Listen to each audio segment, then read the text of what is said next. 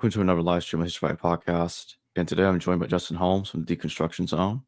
And I'll have his link to his YouTube channel in the description below and in the pinned comment. And with that being said, thank you for joining me today, Justin. Well, thanks for having me back, Jacob. I had a great time the first time. I think we're going to have a lot of fun the second time as well. And likewise. Yeah, so we're going to be talking a bit about Old Testament prophecies or and other passages that Christians link Jesus to, because they try to claim that the Old Testament is talking about Jesus. It refers to him all the time, here and there, and Jesus is fulfilling all that stuff. So which ones do you see Jesus being linked to most frequently, and what are the problems with those links? That's a great question, because when I was in school, I was an inquisitive young man, and I went to Catholic school. And one of the things that they'll tell you, and we even sing songs about it. How do you know that Jesus is the Messiah? Well, the Bible and the New Testament, especially in the Gospel of Matthew and in the book of Hebrews, goes out of its way to try to paint Jesus as fulfilling these messianic predictions. And that is a compelling argument, right? If we have a book that was written hundreds of years before Jesus, and it made a bunch of predictions about the Messiah is going to do a bunch of things, and then a Messiah came and did all those things, that is a very compelling argument, which is why apologists will write in their books, like, it's mathematically impossible for Jesus to have fulfilled all these prophecies, right? But unfortunately, when you go and you look at the prophecies, it turns out that most of them aren't even prophecies. They're random, out of context quotations. And the ones that are, like, they actually are prophecies aren't about Jesus.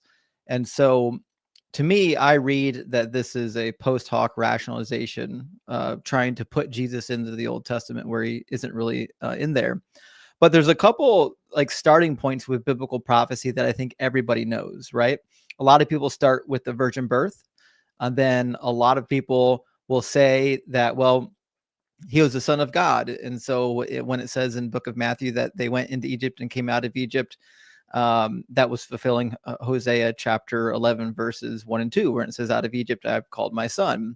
And a lot of people know about, say, example, the suffering servant prophecy. And I think maybe one of the most popular, at least as of recent, seems to be Psalm 22. There's this idea that Psalm 22 was, predicting the crucifixion of Jesus, many hundreds of years before his crucifixion. Of course, I think one of my favorites, and I think one that everybody knows, but not a lot of people talk about, is in Matthew 21, when he rides two donkeys into Jerusalem, according to the book of Matthew, fulfilling Zechariah chapter 9. And then his birth was fortuitously foretold in Micah chapter 5, verse 2, stating that he's going to be born in Bethlehem. I think these are the prophecies that most people are aware of. And so I think these are probably a good starting point. We can get into some more nuanced prophecies, like whether or not, the pierced one in Zechariah is actually Jesus, or whether or not John the Baptist was the Elijah that was promised. But for the sake of our discussion, I think that you raise a good point. We should hit some of these most common ones first, the ones that everyone knows. And so what are those most common ones? Right. So the most common ones you'll typically find in the book of Matthew, right? So if you open up the book of Matthew, Matthew wants to really tie Jesus's birth narrative to this messianic idea. And it's one of the reasons why Matthew actually gives a genealogy of Jesus, trying to tie Jesus to the house of David, as does the book of Luke, right? So if we go to Matthew, I think the birth narrative gives you a couple prophecies right up front that are worth examining. The first is Matthew 1:22, and also we can include verse 23 as well, and I'll read it out for everybody. I'm going to read it from the NRSV. I don't know what most of your audience will be reading it from, but in the NRSV, it says that this took place to fulfill what had been spoken by the Lord through the prophet. Look, a virgin shall become pregnant and give birth to a son, and they shall name him Emmanuel, which means God with us. And I think this is the prophecy that if you've met a Christian who's a brand new Christian, or they're like a cultural Christian, this is like the one prophecy that for sure they know about. And you might be asking yourself that, okay, well, there must be a prophecy about the Messiah in the Old Testament then that is predicting some Messiah to be born of an actual virgin. Surely this would be a remarkable feat, and such a feat could actually make you some sort of a demigod even. But unfortunately, you know, when you turn the pages back and go to Isaiah and see in chapter 7, that's where this prophecy comes from. Is there actually a prophecy in the book of Isaiah about a virgin birth, or is there something else going on? And is it even messianic? So I would typically start by giving the context of chapter 7. So in chapter 7, the first 2 verses give you the clear context about what's happening. It says, in the days of Ahaz, son of Jotham, son of Uzziah, king of Judah, King Rezin of Aram, and King Pekah, son of Remaliah of Israel, went up to attack Jerusalem, but could not conquer it. So the Arameans and the northern Israelites have an alliance, and they're attacking Judah in the south, and King Ahaz is the king of Judah. That's why it says in verse 2, when the house of David heard that Aram had allied itself with Ephraim, the heart of Ahaz and the heart of his people shook as the trees of the forest shake before the wind. So God sends the prophet Isaiah out to meet Ahaz in the washer's field and gives him this big word of encouragement, saying that you're actually going to survive this. But you need to have faith. You need to stand firm. So the end of the very first prophecy in chapter 7 says, if you do not stand firm in faith, you shall not stand at all. So that's kind of the context of what we should be looking at when the prophecy starts that Matthew is concerned with. In verse 10, that prophecy begins. And so Isaiah is sent a second time to go talk to King Ahaz during the war. And it says, again, the Lord spoke to Ahaz, saying, ask a sign of the Lord your God, and let it be as deep as Sheol or as high as heaven. But Ahaz said, I will not ask, and I will not put the Lord to the test. Then Isaiah said, hear then, O house of David, is it too little for you to weary mortals, that you weary my God also? This is the important part. This is what Christians think is the prophecy. Verse 14, therefore the Lord himself will give you a sign. Look, the young woman is with child and shall bear a son and shall name him Emmanuel. He shall eat curds and honey by the time he knows how to refuse the evil and choose the good. For before the child knows how to refuse the evil and choose the good, the land before whose 2 kings you are in dread will be deserted. So the passage is actually pretty clear. There's a child that's already been conceived. In fact, in the Hebrew text, it uses the adjective hara, which means to be pregnant or to be with child. Some people would say, well, it could be translated as a verb, and that is true. But in the conjugation that we have it, if it was a verb, it would be a third person masculine singular verb of the past tense. So certainly there's not a singular male that is pregnant already in the past tense. It's obviously being used as an adjective. So the woman's already pregnant, and it doesn't say that she's a virgin. In the Hebrew text, it uses the word ha'amah, which just means a young maiden or a young woman. And the passage is pretty clear about what the point of the child is. The child's not a Messiah. It doesn't say anything about a messianic birth here. It just says that before the child knows right from wrong, the 2 kings that you're afraid of, they're going to be wiped out. And how is that going to happen? Well, if you keep reading the chapter, he tells you. He says, the Lord will bring on you and your people and on your ancestral house such days as have not come since the day that Ephraim departed from Judah, namely the king of Assyria. And so he says, on that day, the Lord will whistle for the fly that is at the source of the streams of Egypt and for the bee that is in the land of Assyria, and they will all come and settle. And so there's this idea that God is now casting judgment and saying that the northern tribes and the Arameans are going to be wiped out by the king of Assyria. That's how the prophecy is going to come true. So in the prophecy, when it says, before the child knows right from wrong, the 2 lands that you're afraid of are going to be deserted. Well, they're going to be deserted because the king of Assyria is going to come through and do it. And that seems to actually be coming true. If you just flip over to chapter 8, there's actually a child born in chapter 8. And the child gets a prophetic name. It's also listed as being another timeline, right? So the child born in chapter 8 serves as a timeline for how soon the prophecy from the prior chapter was going to come true. And something really interesting happens as the prophecy seems to be coming true in chapter 8. The prophet literally cries out. This starts in verse 7, 8, and 9. As the army is coming down through, it says, it will sweep on into Judah as a flood, and pouring over will reach up to the neck, and its outspread wings will fill the breadth of your land. And then he says, O Emmanuel, take notice, you peoples, and be dismayed. Listen, all you far off countries, gird yourselves and be dismayed. Take counsel together, but it will be brought to naught. Speak a word, but it will not stand, for God is with us.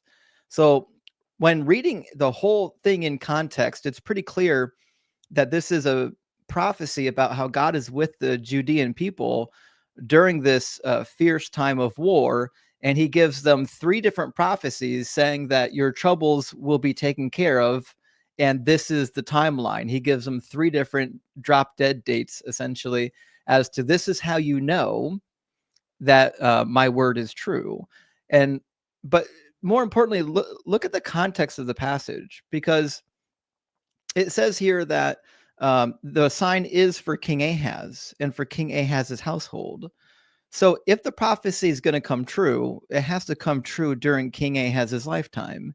It wouldn't make sense that God is going to say, look, you wouldn't ask me for a sign, but I'm going to give you a sign anyways. And that sign is going to happen, 700 years later, and you're not going to be around for it. That would be a preposterous way to read the prophecy.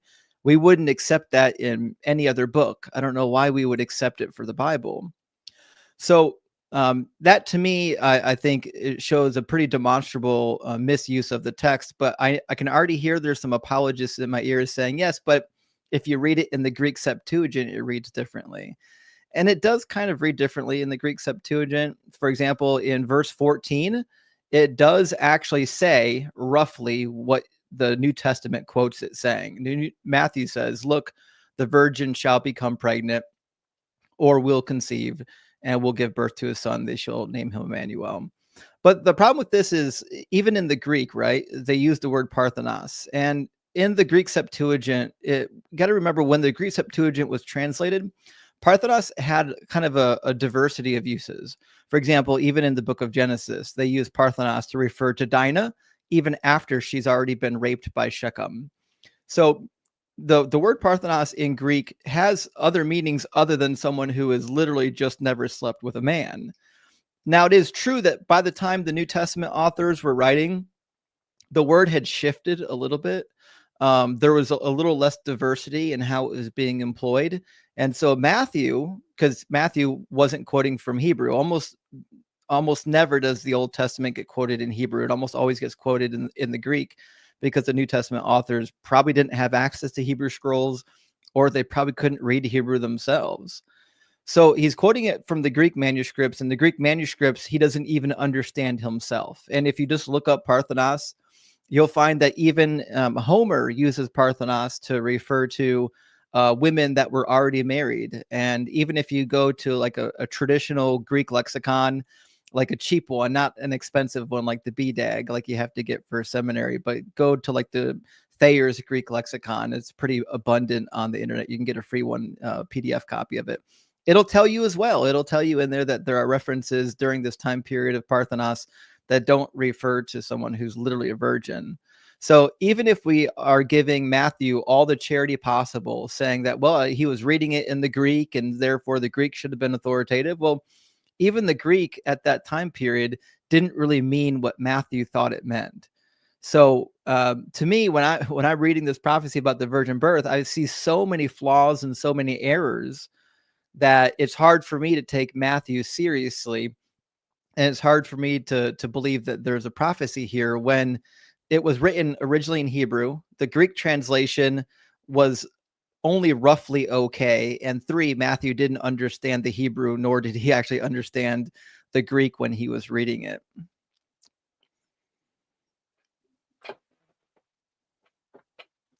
Even in the beginning of the Gospel of Mark, it talks about, it's already starting to make links between John the Baptist and Jesus, Right. It's like the book of Isaiah, but it talks about the voice being in the wilderness. Yes, Isaiah 40, right? That's a really good point, because Isaiah chapter 40 is, and you already know this because you've been in communication with a lot of scholars, but Isaiah 40 to 55 is a unit in the book of Isaiah that was definitely written by somebody other than Isaiah, unless Isaiah lived over 200 years. But I only say that to say this.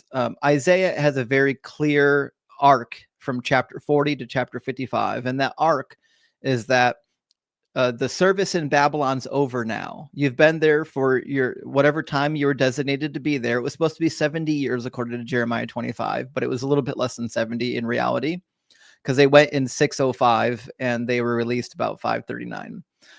But nevertheless, in chapter 40, it literally starts out, "Comfort, O comfort my people, says your God. Speak tenderly to Jerusalem and cry to her that she has served her term and paid that her penalty is paid and that she has received from the Lord's hand double for her sins." So the very beginning of the unit tells you exactly what the whole unit is about. It's about God now freeing his people from Babylon and restoring them and restoring their fortunes and their city. That's why we read in verse 3, "A voice cries out in the wilderness, prepare the way of the Lord, make straight in the desert a highway for our God. Every valley shall be lifted up, every mountain and hill will be made low. The uneven ground shall become level," and so on and so forth. So this voice that's crying out is referring to Isaiah 52:10, where God says he's revealing his mighty arm before the nations to free his people from the Babylonian captivity. That is the message of Isaiah chapter 40. It has nothing to do about a Messiah. It has nothing to do with a God man, because if you just keep reading chapter 40, he tells you exactly what this is in reference to. Says in verse 10, "See, the Lord comes with might, and his arm rules for him. His reward is with him, and his recompense before him. He will feed his flock like a shepherd, and will gather the lambs in his arms, and carry them in his bosom, and gently lead the mother sheep." And then he goes on to talk about how the Israelites are going to be restored to their homeland again. In fact, the whole prophecy of second Isaiah is about the restoration of Israel. So when we read this, if this prophecy came true, if Isaiah 40 ever came true, then certainly it came true during the post-exilic period when the Israelites returned from Babylon and came to their homeland again. The only way you could ever apply this to Jesus is if you say that there's somehow a secondary alternative meaning to the text, which brings up something we didn't touch on yet.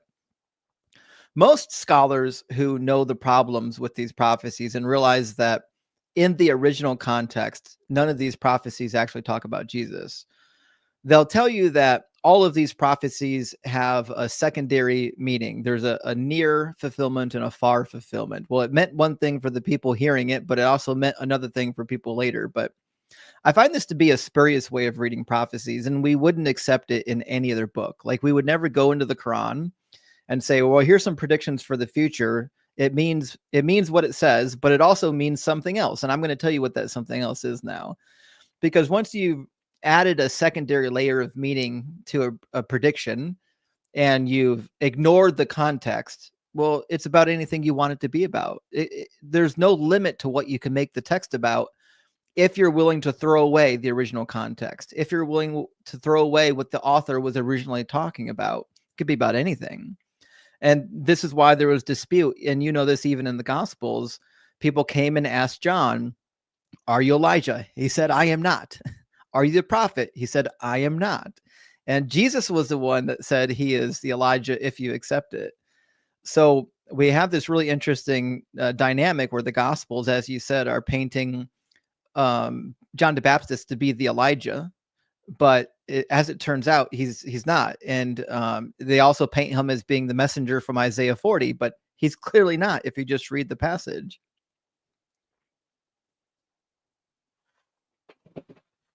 So now I'm gonna share screens for a second. There's another prophecy. Mm-hmm. It's not always referred to, but they'll try. Oh yeah. So they'll argue this lineage has a meaning, and they'll say, "Oh, look at it right here. This is another prediction of Jesus." So when you look at the names of Adam, Seth, Enosh, Kenan, Mahalalel, Jared, Enoch, Methuselah, Lamech, and Noah, they'll say, "Oh, look at that. It means man is appointed mortal sorrow, but the blessed God shall come down, teaching that his death shall bring the despairing comfort rest." Right. Right. So Yeah. there's a lot of problems with that, because if you just go into Genesis 5 and like look up those names in Hebrew, like you don't even have to learn biblical Hebrew. Like you don't have to go to school like I did and learn the language. You can just go and look at the interlinear translations that are provided for you, because they're all linked to a dictionary, and you'll discover that a lot of those names don't actually mean what they say. So for example, Seth, they interpret Seth as meaning appointed. Well, not really. No, the word Seth in Hebrew just means to set or to put something. So if I said, I set my pen on my desk, that's what you mean. I've placed my pen on my desk. Or you could even say that it refers to somebody sitting even sometimes. So it does get used idiomatically every once in a while to mean like to make an appointment. Like you can say, I set a time. But that being said, that's an idiomatic usage of the word. We wouldn't infer that by the naming of somebody. We would typically translate it, if it was in a name, to mean what the standard usage of the word is, not an idiomatic language or idiomatic usage of the language. So like that one right out, number 2 is already gone. You know what I mean? And the problem with this particular apologetic is that really, if any one of these names doesn't actually mean what they've got on the list, the whole thing kind of falls apart. But I've been through it before, and there's actually a couple of them that don't really mean, what they've got on the list. What else do they have here? I'd have to look some of them up actually to remember what some of them were. But um, it's interesting that they didn't write the actual Hebrew text in there, so you can see which word they were, what the Hebrew text was. But Noah, they actually did get right. The word Noah, it'd be Noach, just means to give or to rest or to be at peace, or to have relief, like they said. So some of them, they're not wrong. Yerad. So Jared comes from the Hebrew word Yerad, which means to go down. But I don't know if they're using that correctly. I mean, the Hebrew your word Yerad typically would refer to, like, if I'm going, like 9 times out of 10 in the Hebrew Bible, when it talks about Yerad, it means I'm going down to the city, or I'm going down to somebody. Like the way that it's used means that like you're going down somewhere. It doesn't necessarily mean like descending from heaven typically. Not that it can't. It does get used idiomatically, or not idiomatically, but it does get used to suggest some sort of heavenly translocation every once in a while. So, for example, I'm thinking of, when God said, let us go down. And let me see if what verse that was and see what Hebrew word they actually used. That should be in Genesis chapter 11. And if I remember correctly, it's going to be around verse 7 or 8. Let's grab it real quick. Yeah, so it doesn't even... Yeah, it does. Okay. So it uses 2 words. The first word is bow, meaning to come or to go sometimes. And then the second word looks like a conjugation of yerad in the passive stem, perhaps. So it does use it to refer to God coming down to inspect the tower. But I think the way that the apologetic is trying to use it is that it must be referring to Jesus coming down. But typically, the way that Yerad is used in the Bible, like the most normal way that it's used, is not in like it's not in a divine or a cosmic sense, right? You have to kind of infer that into it.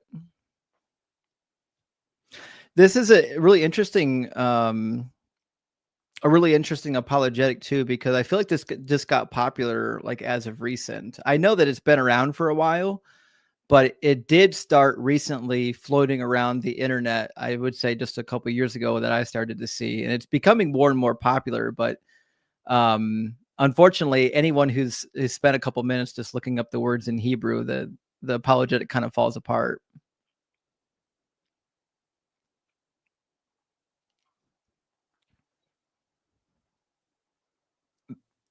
So I'm going to bring up the book of Daniel now because Oh they'll yeah, link the Son of I forgot Man. about They'll Daniel. link they'll link the Son of Man, Jesus being called the Son of Man, to the book of Daniel. That's good, actually. So in the book of Daniel, there's some really interesting stuff happening with this like Son of Man figure. And people basically had this understanding that the Son of Man is going to be like a messianic figure.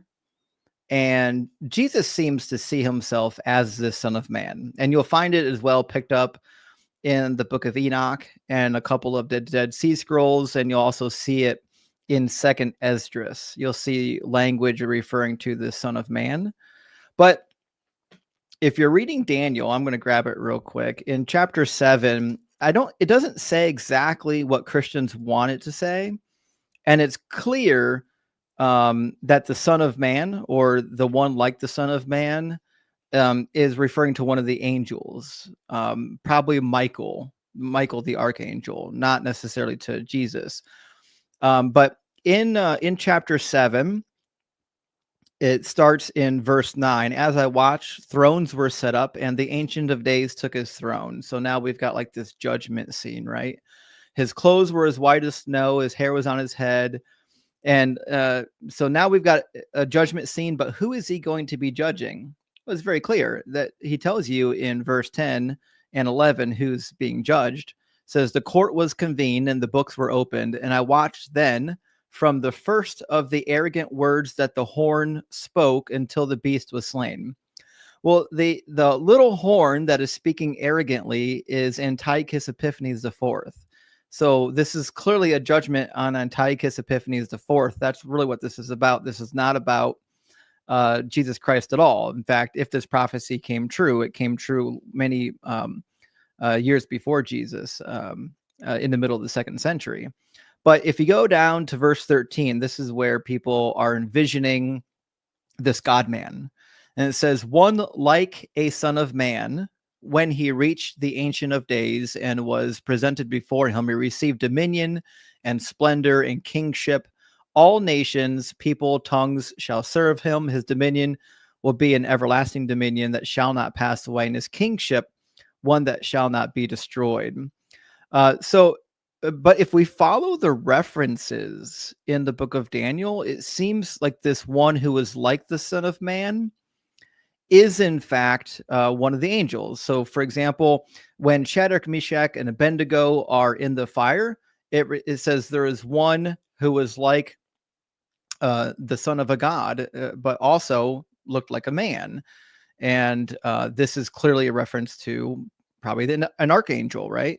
And then let's grab 395. I've got a reference that I wrote into my margin here. I think that's got an important note on the Son of Man here. There we go. So if you go to chapter 3, starting in 91, we've got the deliverance from the fiery furnace. And look what it says. It says, but he replied, I see 4 men unbound and unhurt walking in the fire, and the 4th looks like a son of God. So now we've got one that is like a son of God that is also looks like a man. Ostensibly, it's a God man. In other words, it's an angel, which is why in verse 95, Nebuchadnezzar explained, blessed be the God of Shadrach, Meshach, and Abednego, who sent his angel to deliver his servants.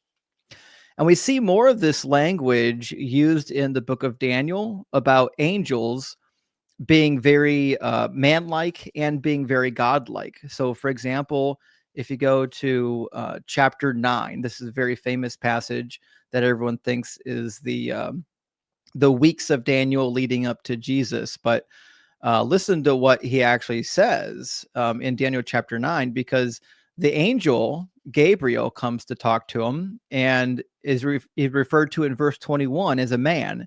says, I was still praying when the man Gabriel, who I've seen in the vision before, came to me in flight.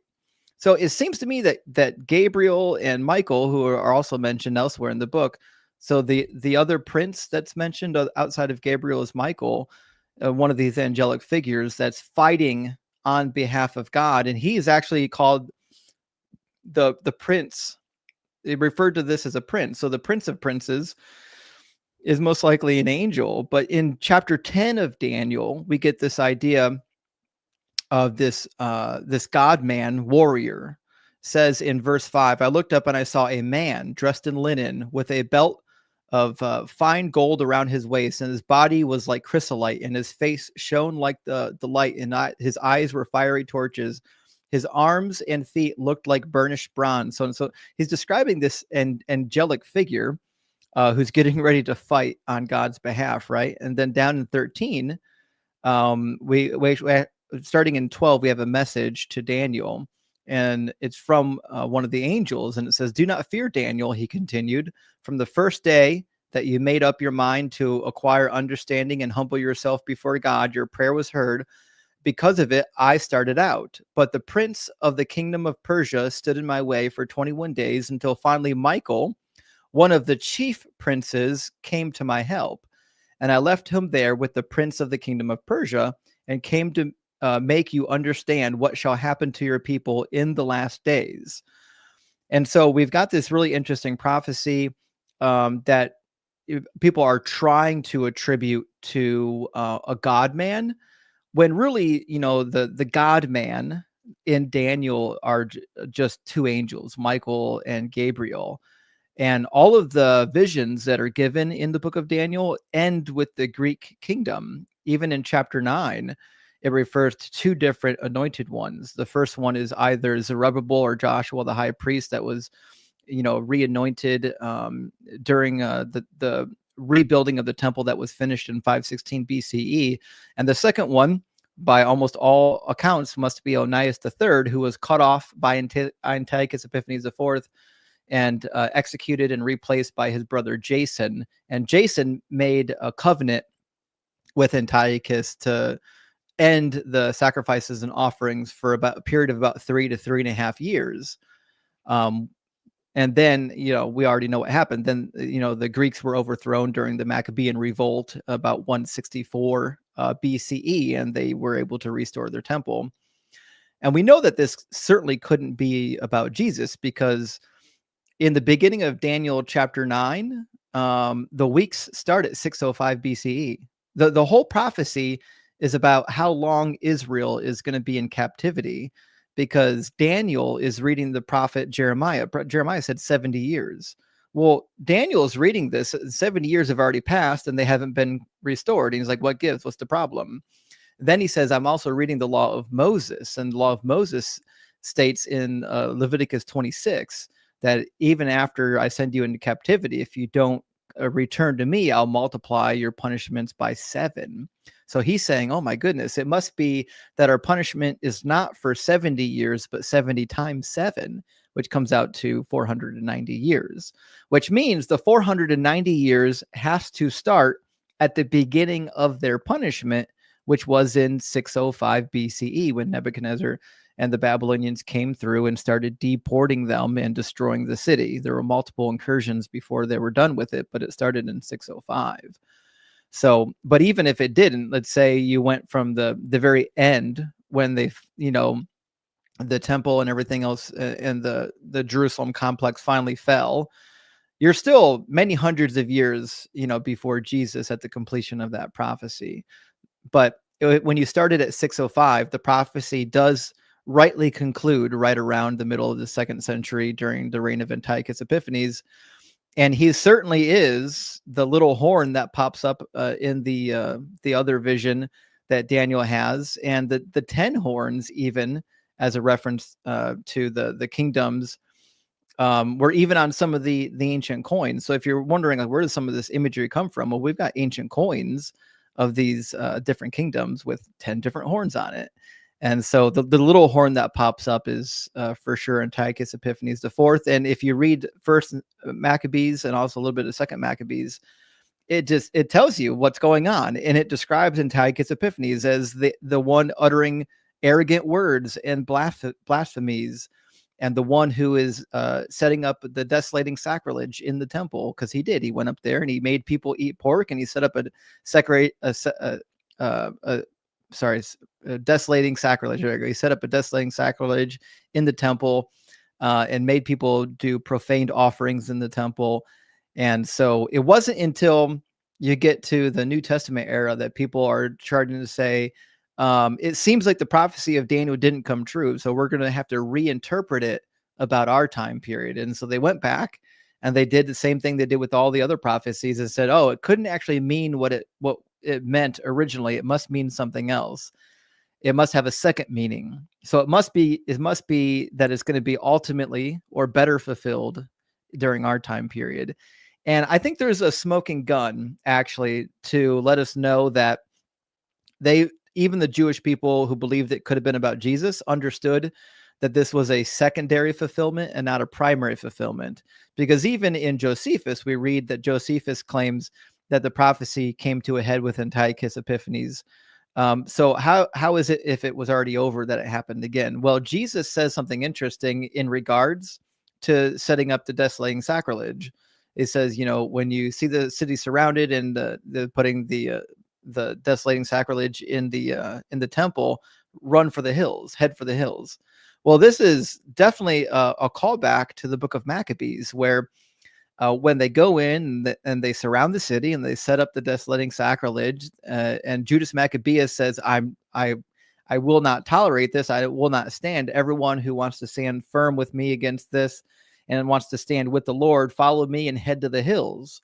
So it seems to me that Jesus not only understood the context of Daniel, he also understood the original context that it had to the people at the time period, namely in the Maccabean period. And he probably understood that if he's going to fulfill it, that it was either partially fulfilled or already fulfilled the first time, but it's going to get fulfilled a second time, which is basically how almost all of the prophecies of the Old Testament get repurposed in the New Testament. Is that, well, yes, it did have an original context, and the original context wasn't about Jesus, but we're going to apply a secondary context. And but to your point, there might be more questions about the book of Daniel. It's one of my favorite books of prophecy. But honestly, if you just read the book of Daniel, it's pretty clear that the four kingdoms are Babylon, Media, Persia, and Greece. There's no Rome in there. The only mention of Rome is tangentially mentioned, possibly in the death of Antiochus Epiphanes, but not so much.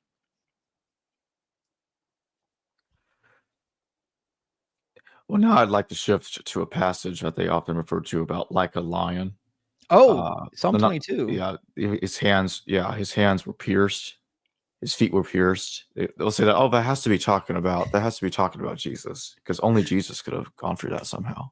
Right. Yeah. So if we go to Psalm 22, there's something really interesting happening. So everyone knows that Psalm 22 opens up, my God, why have you forsaken me? And that's what Jesus cries out on the cross. But if you just read the prophecy, it doesn't really seem to be a prophecy. So it opens up with, to the leader, according to the deer of the dawn, a psalm of David. Easy enough, right? So it's a psalm that David is writing, and it says, my God, why have you forsaken me? Why are you so far from helping me from the words of my groaning? Oh my God, I cry out. Okay, so David is over here crying out. And this is not unusual for David. He wrote a number of songs of lament and a number of psalms of victory. And even in 2 Samuel 22, when he writes his victory psalm, he has a section where he's like, death was at my doorstep, Sheol was all around me. But the reason why people think there's a prophecy in here is not because the text itself is giving a prophecy, but because when you get down to about verse 16, there's some phrasing here that's it has a prophetic undertone to it, I guess you would say, even though it doesn't actually say what people think it says. So let me just go through and detail this. So if you're reading in like the ESV, or say you're reading it in the New King James Version, right? it's going to say something like, dogs have surrounded me. The congregation of the wicked has enclosed me. They pierced my hands and my feet. I can count all my bones. They look and stare at me. They divide my garments among them, and for my clothing they cast lots. And you might be thinking to yourself, wow, that sounds a lot like Jesus. Well, it may sound like Jesus, but it also sounds a lot like David.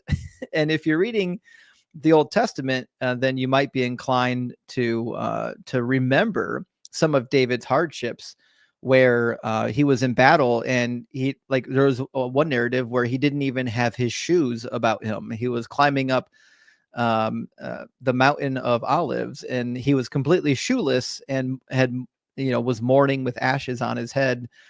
But to the point, we've got other translations that do something different here. And I think this is kind of important, because the one line that people really want to grab onto is, they pierced my hands and my feet. And this is kind of, I think, where the biggest contention is, because in a lot of translations, it doesn't say that. It will say like a lion, they are at my hands and my feet.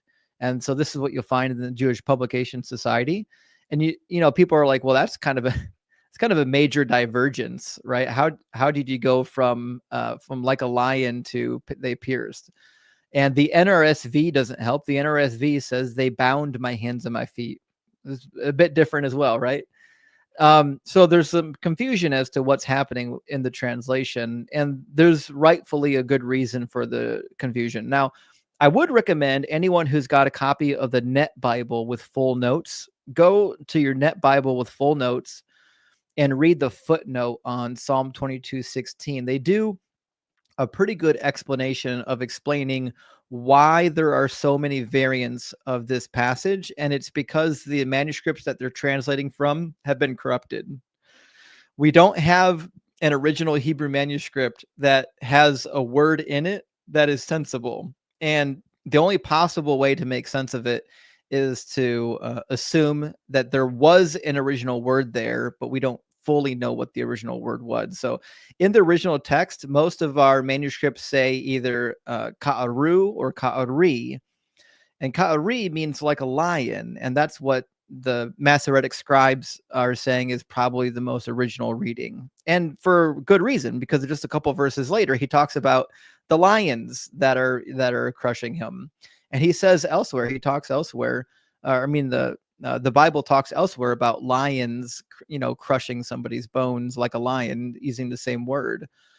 But if in fact the original was ka'aru, there's some problems here, because the way that it's spelled, if you go back to the oldest manuscripts, if you go to the Dead Sea Scrolls, there's one from the Hever document collection that has the ka'aru reading, but the second letter, the aleph, doesn't really belong there in biblical Hebrew, which means it was either spuriously added there by accident, like a spelling mistake, or it was retained there in like an Aramaic edition of the writing, because a lot of the alephs quiesce when you get into biblical Hebrew.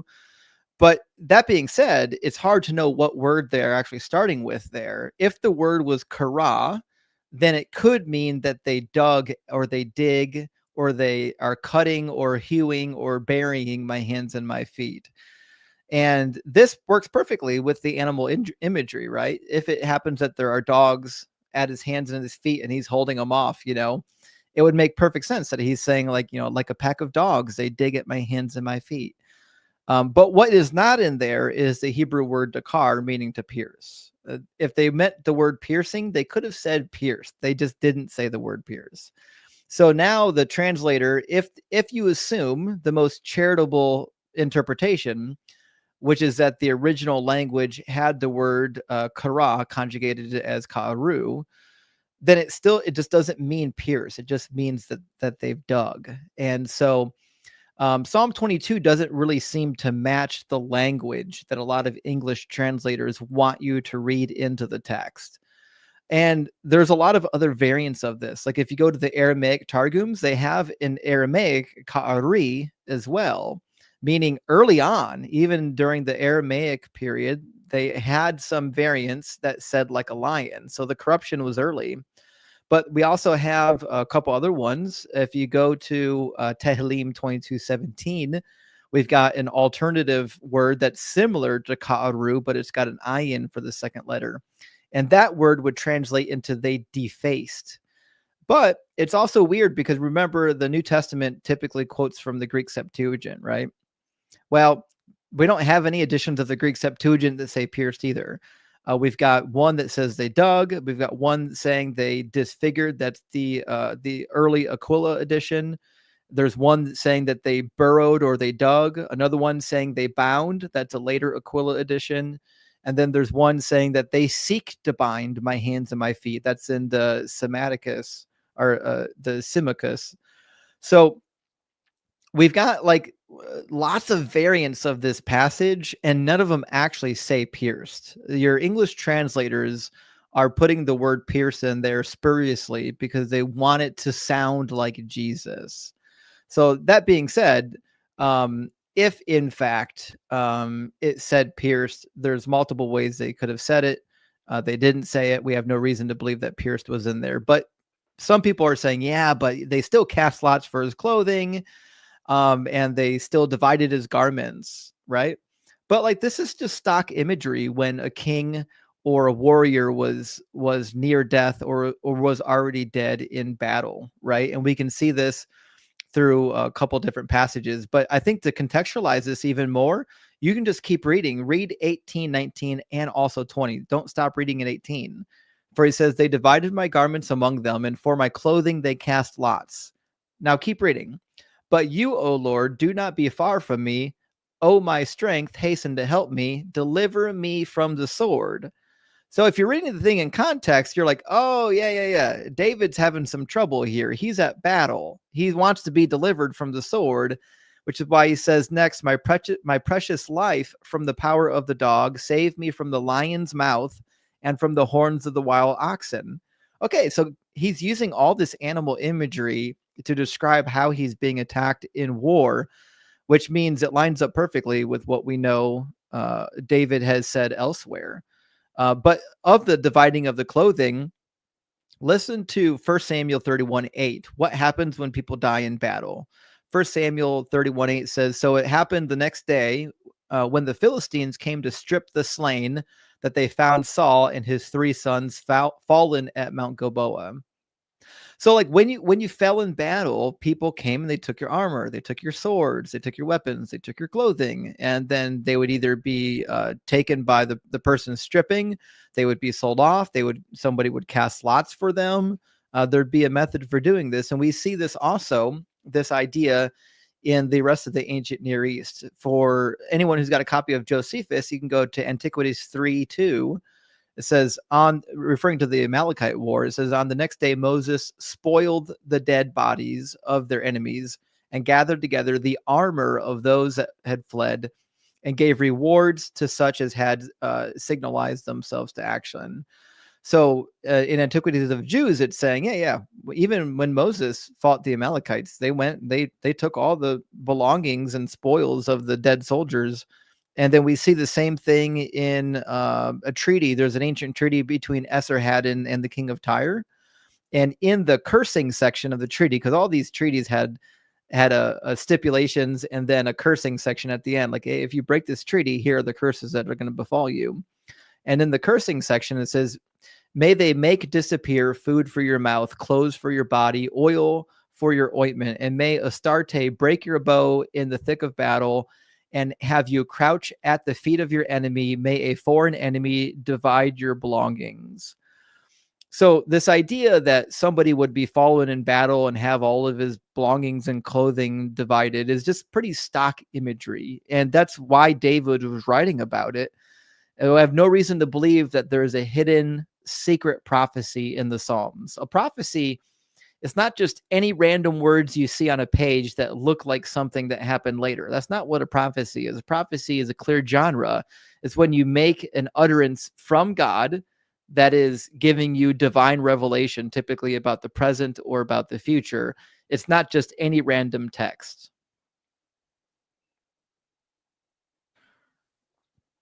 All right. So that was a There's this lot on website Psalm with 22. Yeah. Oh no, it was great. See, I've got this website here. It says there are 351 Old Testament prophecies fulfilled in Jesus Christ. They spelled I zero knew you'd love wrong. it. Yeah. Yeah, it always starts at They sure Genesis did. 3:15. They love that one. There's a couple too that are really funny because like the book of Hebrews goes out of its way to try to provide supposed prophecies. And the book of Hebrews says crazy things about Jesus that just straight up contradicts the Old Testament, which means like not only do they want us to believe that they're quoting non-prophetic texts as though they're prophecies because they're quoting the Psalms, but also that this new interpretation is contradictory to the Old Testament, like the idea that the Levitical laws were going to be done away with forever and that Jesus was the final sacrifice. That simply is nowhere actually in the Old Testament. It contradicts Jeremiah 33. It contradicts Isaiah 66. It contradicts all the restoration prophecies of Israel. Ezekiel 44, it directly contradicts because it says that the foreigners will have to be circumcised in the heart and the flesh. But go on, Jacob. I see we've got a display of all the prophecies, it looks like. Well, the website says 351, so it just keeps going down. There's so many. Let's pick one. A lot of people. So it's actually, this one's really pathetic. We'll finish what you were saying real quick before we talk about it. Oh, so a lot of people like some of the prophecies that are surrounding the crucifixion because they really want Jesus's crucifixion to not be arbitrary. Yeah. You know what I mean? Yeah. So on prophecy 21, or what they're saying is prophecy 21, Exodus 3:13-15, they think that's somehow prophecy, the great I am. So they're linking when Jesus says I am in John 4:26 or 8:58, they're taking it to mean, oh, that must somehow be foretelling Jesus, even though that's just when God is saying I am who I am. That's nothing to do with Jesus. So that brings up a very good point, and this kind of is what I've been saying as well, which is like there are phrases that appear in the Old Testament. We know this. Now, just because Jesus said the same phrase later doesn't make it true. Like that's not how messianic fulfillments work. Like it actually has to be a prediction. So like you already know the one they say, Jesus is the Passover lamb. And it says in the book of John's that not one of his bones was broken. Well, you might be expecting then, certainly, if you go to Exodus chapter 12, that there's going to be a prophecy about a Passover lamb and his bones are going to be broken. But there's no prophecy here. It's just instructions for what to do for the festival. Yeah, they even have it right here in this list. Yeah. So Exodus 12:46 is just giving instructions for what to do during the Passover festival. In fact, in 43, it says, the Lord spoke to Moses and Aaron, this is the ordinance for the Passover. No foreigner shall eat of it, but any slave who has been purchased may eat of it after he has been circumcised. No bound or hired servant may eat of it. It shall be eaten in one house, and you shall not take any of the animal outside, and you shall not break any of its bones. The whole congregation of Israel shall do this, so on and so forth. So certainly this is not a prophecy. This is just instructions for what to do. But, John makes it worse. If you're reading John 19, which you've got pulled up there, because John 19 combines this with another supposed prophecy that's really quite interesting, right? So it says in 31, since it was the day of preparation, the Jews did not want the bodies left on the cross during Sabbath. But that's wrong, actually. In fact, we have writings from the time period that wasn't the practice. They left the bodies up. But nevertheless, it says, so they asked Pilate to have the legs of the crucified men broken and the bodies removed. But Then the soldiers came and broke the legs of the first and the other who had been crucified with him, but they came to Jesus and saw he was already dead, and they did not break his legs. Instead, one of the soldiers pierced his side with a spear, and at once blood and water came out. And he who saw this has testified, so that you may also believe his testimony and know it is true. He knows and tells you the truth, so that you also may continue to believe. These things occurred so that scripture might be fulfilled. None of his bones shall be broken. And another passage of scripture says, they will look on the one whom they pierced. So now you have to ask yourself, where in the world do we find a passage where it says that the Messiah is going to be pierced and like somebody's going to be like looking upon this Messiah, right? Well, it's pretty clear that he's making a prophecy jump, or saying that Zechariah 12 is the prophecy being fulfilled here.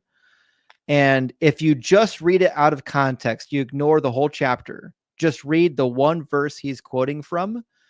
It says down in verse 10, I will pour out a spirit of compassion and supplication on the house of David and the inhabitants of Jerusalem, so that when they look on the one whom they pierced, they shall mourn for him as one mourns for an only child, and weep bitterly over him as one weeps over a firstborn. But if you actually read the whole chapter, it's clear that this is not about the Messiah. This is the end times battle.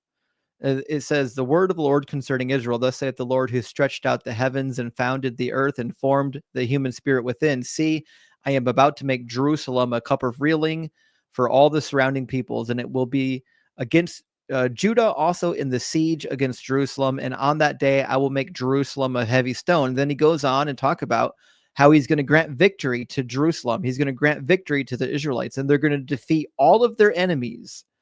And then finally, after all the nations are destroyed, it says in verse 9, on that day I will seek to destroy all the nations that came against Jerusalem, and I will pour out a spirit of compassion, so on and so forth.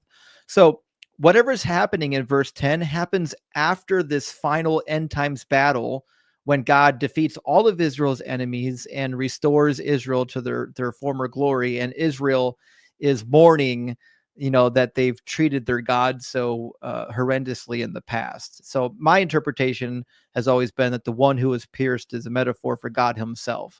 When he finally frees his people from all their oppression, then they'll look upon the one whom they've pierced. But that being said, it certainly wasn't Jesus, because this prophecy, according to the book of John, chapter 19, said it was fulfilled when the centurion looked at him being pierced with the spear, which clearly wasn't the fulfillment of this passage.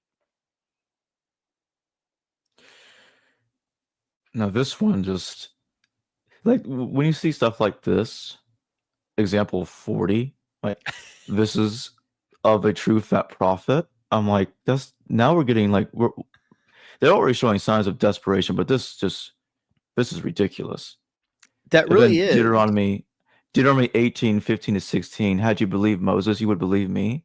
Like, what the hell? Well, that brings up a good point, because of all the prophecies or all the parts of the Old Testament that would debunk Jesus, I think Deuteronomy 18 is one of them, because Deuteronomy 18 talks about what to do with a false prophet. It says you got to execute the false prophet. It says, but any prophet who presumes to speak in my name a word that I have not commanded the prophet to speak, or who speaks in the name of other gods, that prophet shall die. And you may say to yourself, how can we recognize a word that the Lord has not spoken? If a prophet speaks in the name of the Lord, but the thing does not take place or prove to be true, it is a word that the Lord has not spoken. And Jesus did that on multiple occasions. He said his second coming was going to be within the lifetime of his disciples. Matthew 16, Matthew 10:23, Matthew 24. And then it didn't happen. And so if that's the case, then certainly he got what was coming to him. Let's see here. The There's captain so many of our funny ones on salvation. there. Oh, the captain.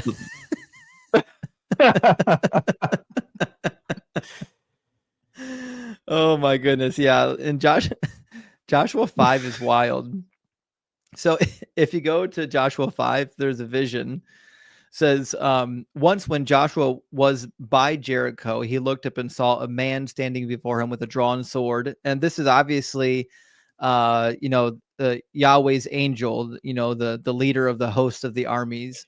And he said to him, "Are you one of us or one of our adversaries?" And he replied, "Neither, but as commander of the army of the Lord, I have now come." And Joshua fell on his face to the earth and worshipped him and said to him, "What do you command your servant, my Lord?" And the commander of the army of the Lord said to Joshua, "Remove your sandals from your feet, for the place where you're standing is holy." So people interpret this angel of Yahweh character or the commander of the Lord's army. They just, well, that's just Jesus, right? But I mean, it seems like the later passages of the Old Testament assume that this is probably Michael. The level of angelology development in the Second Temple period was pretty robust. They would have interpreted this typically as one of the archangels, not as like a Messiah God man figure, which is clearly what they think Jesus is. The earliest substrata of the New Testament seems to be suggesting that Jesus is kind of like, about Jesus being likened to Melchizedek, right? Yeah, yeah, and we see that in Hebrews, the order of Melchizedek is linked to Jesus. Right. And there's this narrative that you'll find in Enoch and the Dead Sea Scrolls where Melchizedek is this like eternal figure, like this eternal priest, kind of like a Platonic form. There's like this idea, like this uh, uh like eternal priest idea, and it manifests itself on the earth. And even if you look at the birth narrative of Melchizedek, he's born without any father. In fact, he's born as a divine union between his mother and some sort of a spirit, presumably. And his father, Near, didn't even know how she became pregnant. He's like, "Oh my God, did one of the Watchers knock up my wife? How'd she get pregnant?" And so we have this miraculous birth with Melchizedek. And they're likening in the book of Hebrews Jesus to this Melchizedek figure, because obviously they assume that he must be a manifestation of Melchizedek.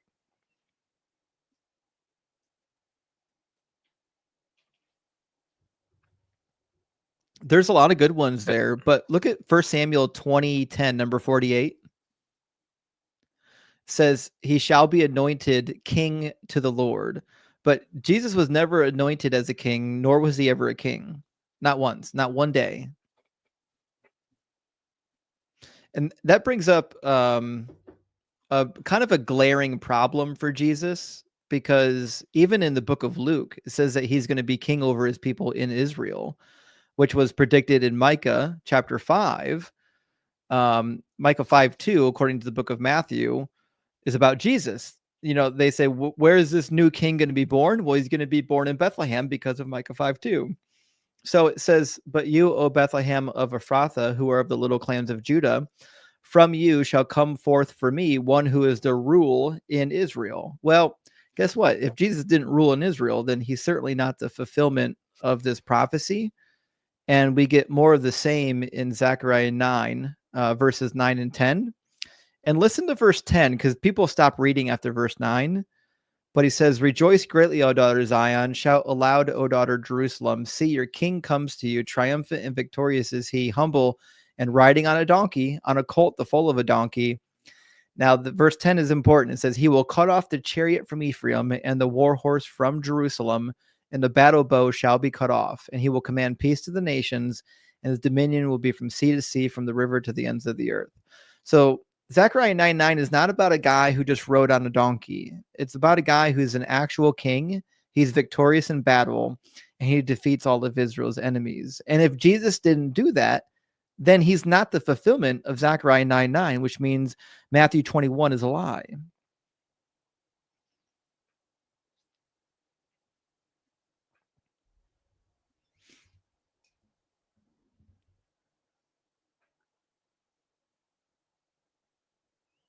So now it's saying over here, we kind of discussed this somewhat last time. David's seed, Right. to reign on David's throne forever. Yeah, it's wild to me that people will look at this idea that Jesus was supposed to be a king from the line of David, and he wasn't actually from the line of David, and he wasn't actually a king. And then they'll say, well, he's the king of kings. He is. If he's the king of kings, then so am I. That's crazy. Well, he's the spiritual king. Okay, what does that even mean? I'm the spiritual king. Yeah, you kind of get that, especially that impression in Matthew and Mm, Luke when Jesus is spiritually the son of David. right. Because, like, okay, so Mary doesn't descend from David. What's interesting about that, though, is there is a reference in Clement of Alexandria, uh, in which he seems to know a different version of the Gospel of Matthew Oh, that we don't yeah. have today.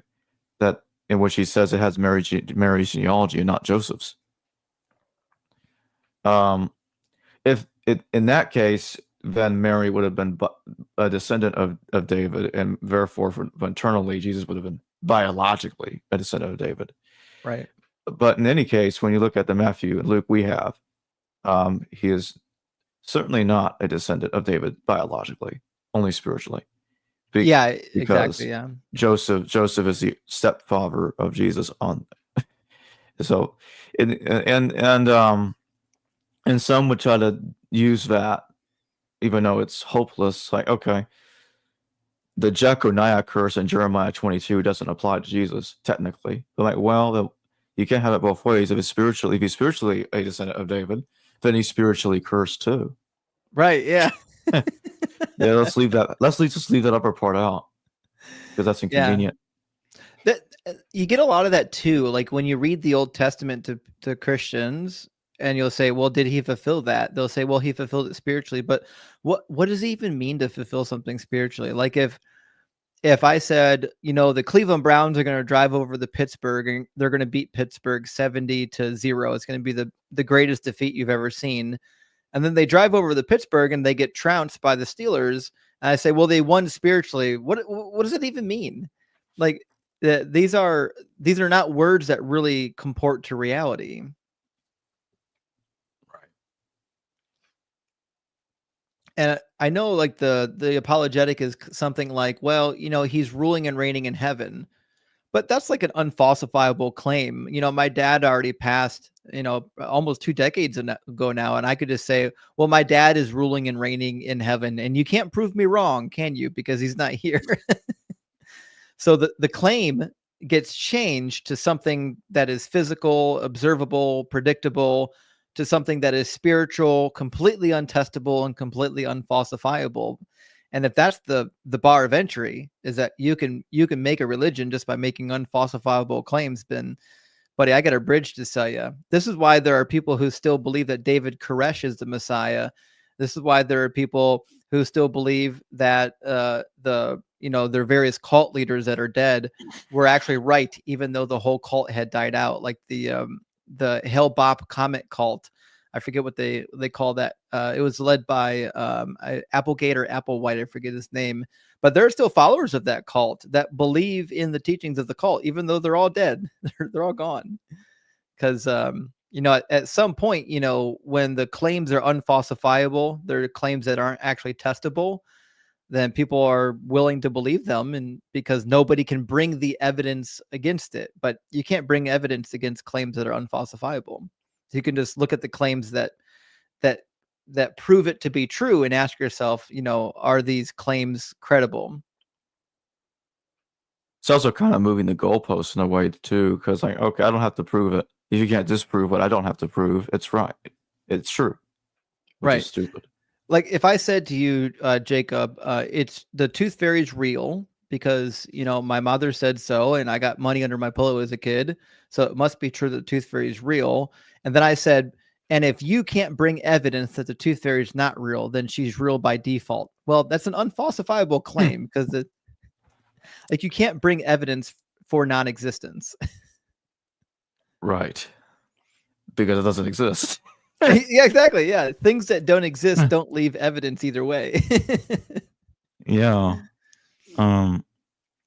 But there's a couple of them that are on the screen that are very popular. Like he's going to be like a son of God. And before you go there, I'm just gonna Somebody in the chat said that the Mary's lineage is irrelevant.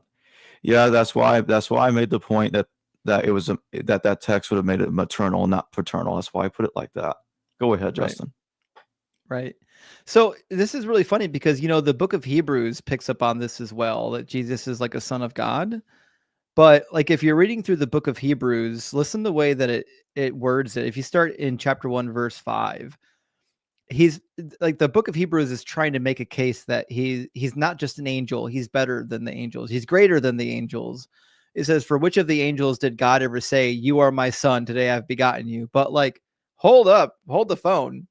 He said that about King David in Psalm 2:7. King David, he said that. And then he does the same thing about Solomon. Or again, I will be his father and he will be my son. That's 2 Samuel 7:4. That's what God said about King Solomon. And it says, again, when he brings the firstborn into the world, he says, let the angels worship him. And of the angels, he says, so on and so forth. So, but that's a not even in our Masoretic text. That's not in the Hebrew text. That's a variant from the Greek Septuagint. But the fact of the matter is, the book of Hebrews is trying to suggest that Jesus is a son of God, but like, the quotations that he seems to be pulling from are quotations where God is clearly referring to King Solomon and King David as being sons of God. So like, this idea that Jesus is the son of God because this random out of context quotation from the book of Chronicles, the book of Samuel's, and the book of Psalms, it doesn't really add up. Let's see if we can find another ridiculous one. There's going to be some crazy ones on the list. Oh yeah. This one looks really strange. The enmity of kings foreordained. Acts 4:25-28 to Psalms 2:1-3. Yeah. Notice how a lot Really? of these are from the Psalms. Isn't that wild that all these prophecies come from non-prophecies? And it keeps going. Look at that. So many Psalms. Yeah. But the Psalms are really interesting places to dig for prophecies. And I think the reason why this happens so often is because, first of all, there's a lot of them. But also, not only are there a lot of them, but a lot of them are very poetic and very vague. And when you've got very vague poetic sentences, you can kind of contort them to mean, really anything you want them to. You know what I mean?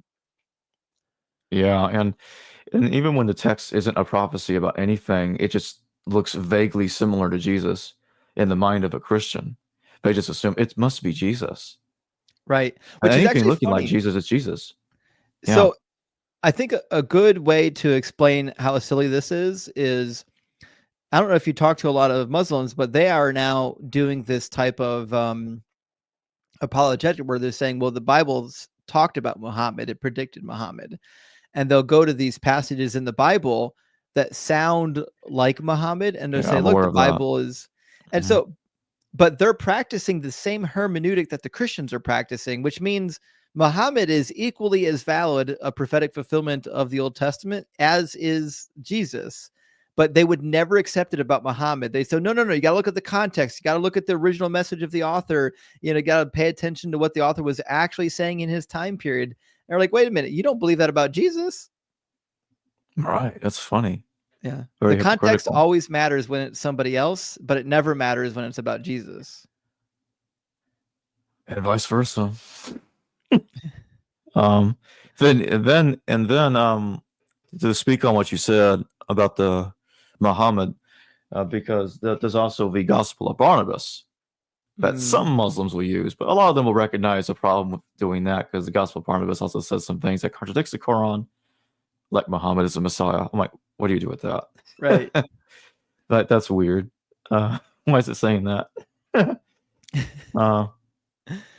Let's see. There's a bunch of really interesting ones on the list. Like it is finished, number 91. Isn't that wild? Let's highlight that. So like like anyone can run around uttering the phrase "it is finished." This is not a unique power that the Messiah holds. I mean, with this logic, they might as well just claim that everybody named Jesus, everybody with a name Yeshua or Joshua in the Old Testament is somehow Jesus. This is ridiculous. That's a good point. If the only thing you Yeah. need to do to be a Messiah is connect like random words from the Old Testament to something today, then Yeah. like anybody can be the Messiah. In fact, I've got a list somewhere of messianic predictions that I fulfilled. I'll have to pull them up sometime if I get. Yeah, I got some of them There you here. go. So first of all, everyone knows Hosea 11:1. Out of Israel I called my son, or out of Egypt I called my son. Well, I mean, you'll never guess it, but my son is Egyptian. So ostensibly, I called my son out of Egypt spiritually, which means I fulfilled Hosea 11:1. And Isaiah 65:9 says, I will bring forth descendants. Guess what? I fulfilled Isaiah 65:9. Very easy. Zechariah 9:9. Well, just like Jesus, I didn't fulfill the whole prophecy, but I did ride the donkey. So clearly, I fulfilled that one. And then Ecclesiastes 9:4. I joined myself to a dog rather than a dead lion. Obviously, that is me. I've been a dog lover all my life, and I've had dogs variously over the decades, and there's so many more. Job 27:11. I will teach you concerning the hand of God that which is with the Almighty. I will not conceal. Well, it's really interesting. This is just a prophecy of me teaching people about the Almighty God. So, like, if we're just picking any random texts in the Old Testament that are vague and be fulfilled by anybody, then guess what? I'm the Messiah too.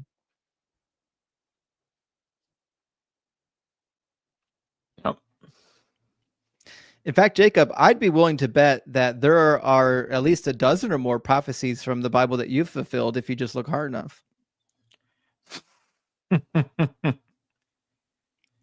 If you do find them, if you do discover that you are the Messiah, though, let me know. I'll gladly eat crackers and wine in devotion to our new Messiah, Jacob. I mean, let's see here.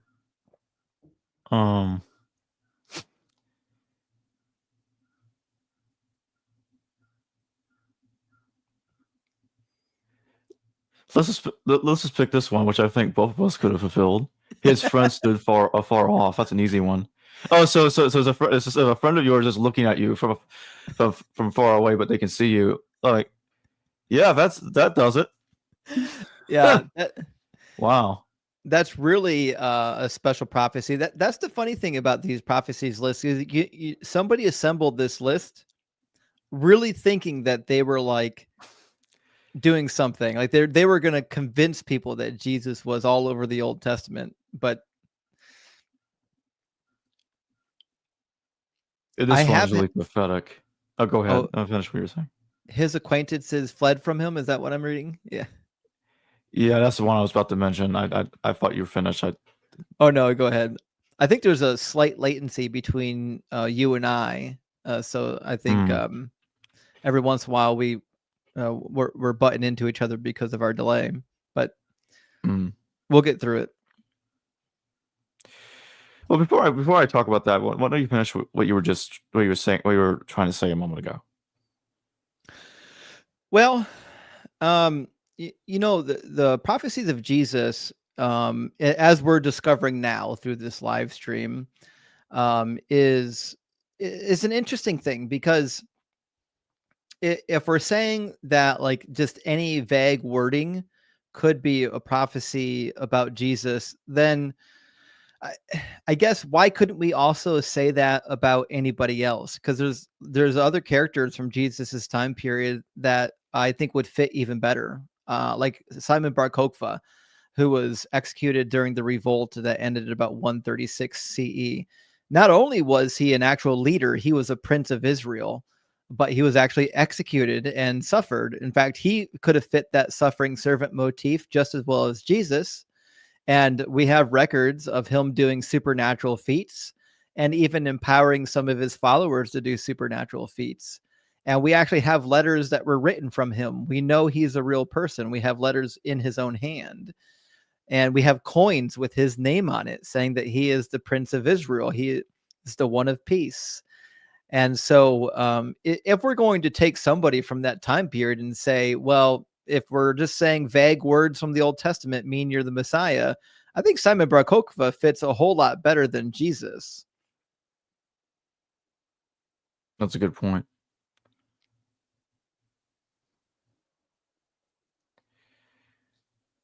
Yeah, but this let's see here. Yeah, his acquaintances fled from him. I'm like, how does that prove a damn thing? Right. That's that's only ever happened to Jesus in all of human history. Right. That's a good point. You know, somebody, I forget who said it. I forget if it went all the way back to like James Randi or somebody else. But on the discussion of the prophecies, and I know Matt Dillahunty's brought it up before, in order for it to be a prophecy, the prophecy must be something that only has one endpoint. Like it's very clear that it should only be fulfilled by one person. If the prophecy can be fulfilled by literally anybody, like riding a donkey, then it's weird that you would think that that is a prophecy that you could credit Jesus with. If anyone can do it, then why do we care that Jesus did it? Right. Oh yeah, Ascended into heaven. Oh, there we go. what were you looking? What were you looking at right when I was saying that? There's one number 125 that gets used a lot, where he was given vinegar for his thirst, which again is not a prophecy. It's just a random quotation from the Psalms. You see how many Psalms are quoted here? Yeah, I wonder if the rest of this thing is Psalms. Almost all of them. Yeah. Yeah. Let's see. So I've had vinegar before. I don't know if you know this. I really enjoy good apple cider vinegar, and so that means I fulfilled the psalm. There you go. Right. Yeah. Great persons were to visit him. So if either of us felt like great people visited us, that's it.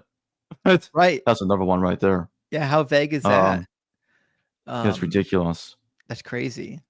I've met some important people before. I guess that is just one more feather in my cap. Yeah. Let's see. What was the one I was looking at before? Yeah, right here. Ascended into heaven. Oh yeah.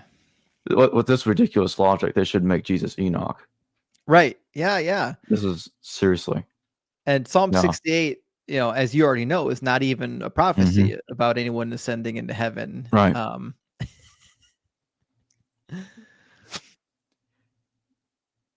It is interesting though. During Jesus's time period, it was fairly common for people to be like ascending into the heavens. Like that was a pretty common thing. So, I mean, any of the Caesars that ascended into heaven because they achieved godhood could have fulfilled this. Yeah. Let's see. There's a couple weird ones too. Like all nations will be blessed by him, but like only a third of the world actually believe in Jesus. How are all nations blessed by him? Yeah. Then you have the reference to a firstborn. Well, technically, he's the only born, I would imagine. Although Paul... So yeah, go ahead. Go ahead. Paul mentions him as the firstborn among men and saying that we're heirs with Christ. But then we would still only be spiritual brothers and sisters, not physical brothers and sisters.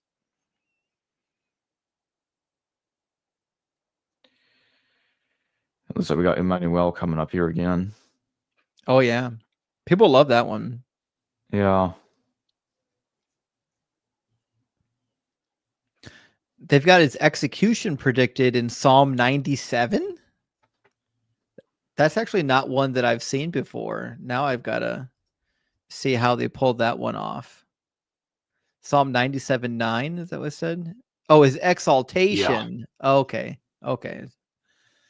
But it's certainly not. This So this is the problem with these prophecies, is they've never actually read these Psalms. Psalm 70:97 verse 9 says, "For you, O Lord, Yahweh," Yahweh in the Hebrew text, not Lord like Kyrios in the Greek, says, "For you, O Yahweh, are most high over all the earth. You are exalted far above all gods."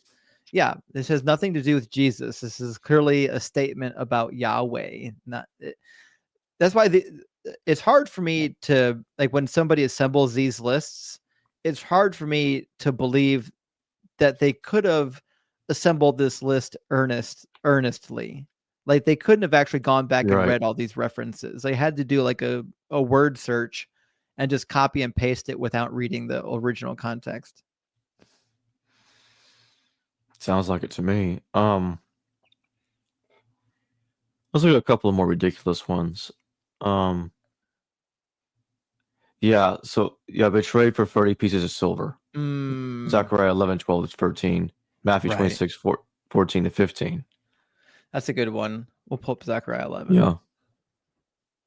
So Zechariah 11 is really funny because it talks about two different shepherds. And this is just like we find in Ezekiel, this is a performance prophecy where God is asking the prophet to like act something out or to do a particular duty. And the duty that he's asking him to perform is the prophecy.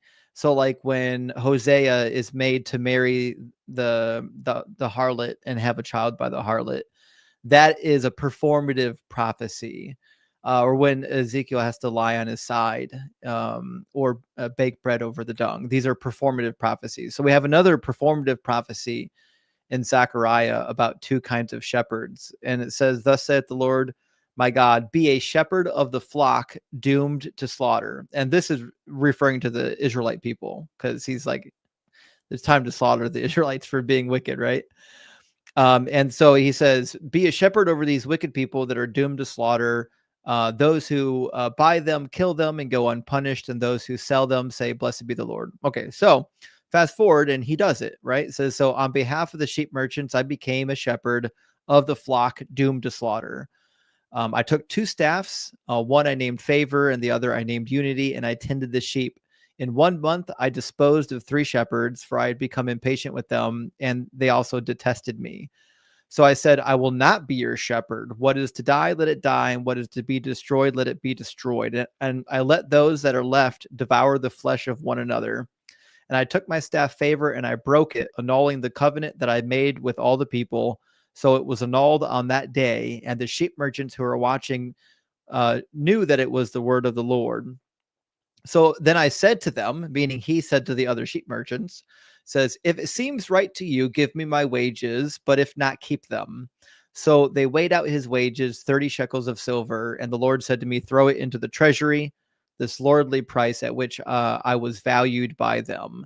So I took the 30 shekels of silver and I threw them into the treasury, into the house of the Lord. Then I broke my second staff, annulling the family ties between Judah and Israel.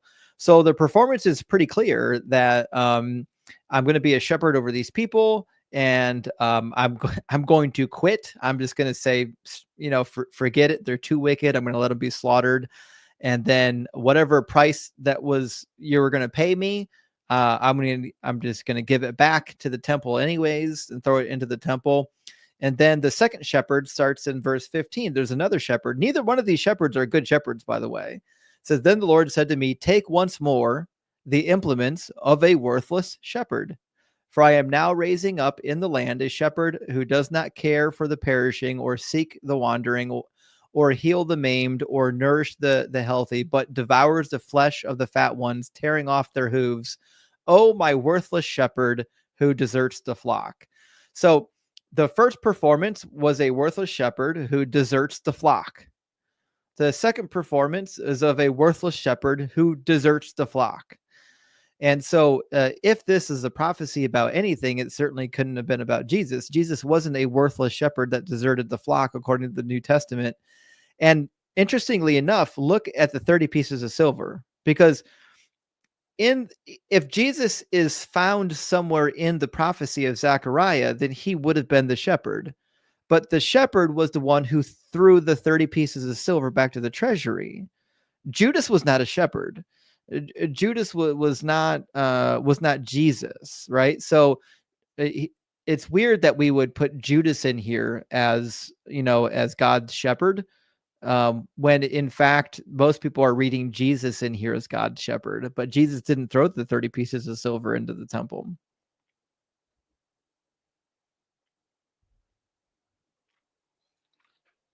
Also got a couple of more. But Iron Charioteer comes with a very good prophecy in the comments. He says that Ezekiel 23:20 proves Jesus, and I might agree with that one. I don't think we should read it just in case there are kids watching. Let's see. Well, we got some more Zechariah ones here too. Oh yeah, they love Zechariah. Messiah would be God. Messiah's body would be pierced.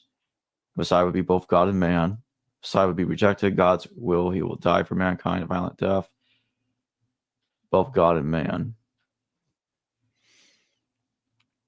And they're really seeing a lot of it going on here in Zechariah. Well, the fun thing with Zechariah is that the prophecies of Zechariah, because they're performative, they're a little bit vague. Like God isn't 100% clear on every aspect of each performance. And so sometimes you can kind of turn it to mean whatever you want it to mean, right? For example, talking about a shepherd. Well, any leader in Israel is technically a shepherd. Any priest, any Levite, any one of the Pharisees, any one of the Sadducees, any one of them could have been labeled a shepherd. So when you have like vague symbols like shepherds, then it's very easy to go into the passage and say, oh, well, this must be about Jesus, the good shepherd.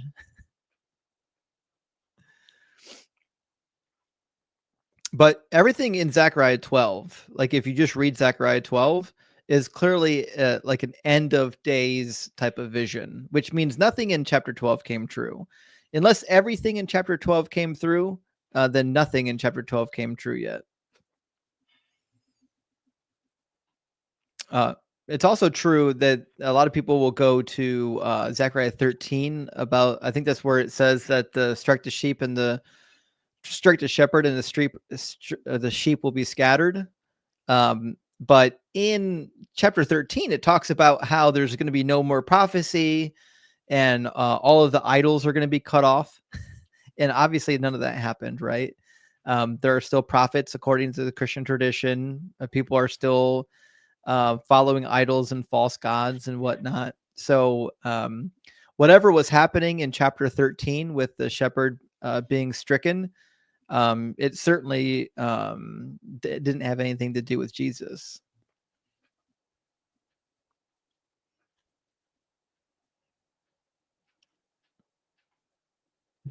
So I'm going to take this off the screen real quick. So what would you say if you had to think of like a list of like 3 things? What would you say are the 3 most ridiculous prophecies linked to Jesus, or so-called prophecies linked to Jesus? I think maybe one of my favorite and most outlandish prophecies that are linked to Jesus is Jeremiah 31:15 through 16. And this doesn't get a lot of attention. Everyone, when they go to Jeremiah 31, wants to go to 31:31 and say, there's a new covenant, must be about Jesus. But in chapter 15, there's actually a pretty clear agenda, and it's about the people of Israel coming back from Babylon. For example, it says, thus saith the Lord, a voice is heard in Ramah, lamentation and bitter weeping. Rachel is weeping for her children. She refuses to be comforted for her children because they are no more. But thus saith the Lord, keep your voice from weeping, keep your eyes from tears, for there is a reward for your work, says the Lord. They shall come back from the land of the enemy. So the prophecy is very clear here. God is saying, you see how your children are being taken away into captivity? It's okay. They're going to come back. You don't have to worry, And Jeremiah said already in chapter 25 that they're going to come back after 70 years. But if you go to Matthew chapter 2 makes a very spurious link when it talks about killing all the babies in and around Bethlehem, it says that this was done to fulfill the words of the prophet Jeremiah. A voice was heard in Ramah, wailing and loud lamentation, Rachel weeping for her children because she refused to be consoled because they are no more. But there's absolutely no reason why anyone would ever link the children in Bethlehem being slaughtered to Jeremiah 31:15 and 16. It's just not what it's about. And the context in that passage is very clear. Anyone who's ever read Jeremiah, when they read Jeremiah 31, they know exactly what Jeremiah is talking about in that passage. And he's not talking about a bunch of babies that are going to be executed, 700 or 600 years later. So I think that one to me is one of the more spurious ones, but I think the most ridiculous, if I could say the most ridiculous of them, might be Matthew 2:23, when he kind of tries to quote Isaiah 11. In Matthew 2:23, it says, there he made his home in a town called Nazareth, so that what had been spoken through the prophet might be fulfilled. He will be called a Nazarene. Well, that's an interesting statement, because like we would expect that somewhere in the Old Testament there's a prophecy about the Messiah being called a Nazarene or being from Nazareth. But this seems to be a reference to Isaiah chapter 11, where it says, a shoot will come out from the stump of Jesse, a branch shall grow out of his roots. This is definitely a reference to some sort of Davidic king.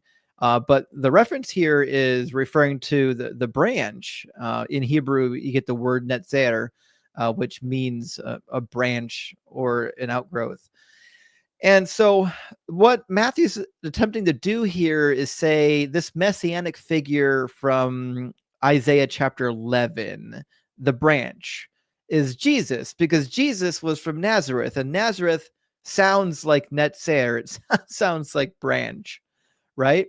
So that's a bit problematic that he makes that big of a leap. But let's give him all the charity in the world and say, okay, well, let him make that leap. So what?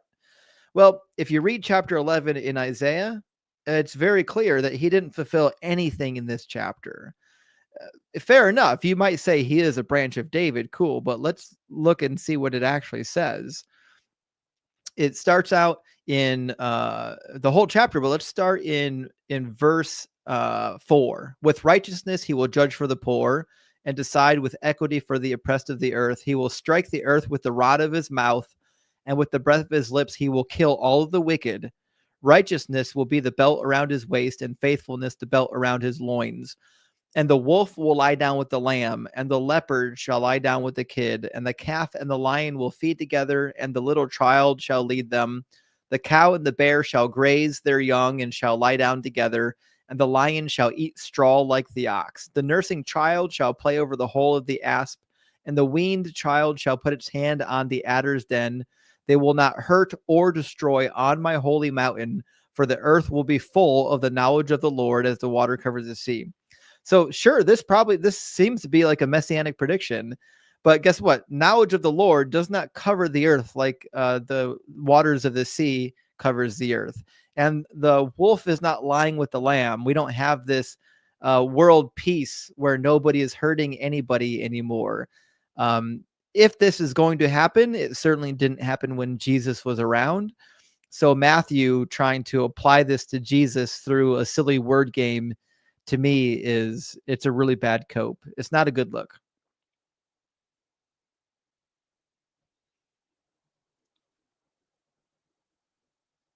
And it's interesting because it would mean that even though it looks like Matthew doesn't really have a good understanding of Hebrew, and he probably, not probably, but he knew the Septuagint, Right. Yeah. which when it's translating Isaiah 11:1 in there, it's not transliterating Netzir. It's got a Greek word that doesn't sound like Netzir in its place. So it's kind of weird how it just happens that some of the Hebrew just slips in there a little bit, and Matthew's composing the text, and he said, okay, that sounds like Nazareth somehow. So I'm just gonna Right. we'll let that slide. Well, it would have been roughly similar in Aramaic. So certainly Matthew would have spoke Aramaic, and the Mhm. Aramaic would have been close enough to what you had in Hebrew that people would have been able to make that linguistic sound, that connection in their head. But it's such a loose way of dealing with the text, like because the way he's Right. saying it is that Isaiah is literally suggesting that somebody is going to be from Nazareth. That's basically what he's saying. But that is not at all what Isaiah is saying. Isaiah is saying that there's going to be somebody from the line of David. That has nothing to do with being from Nazareth.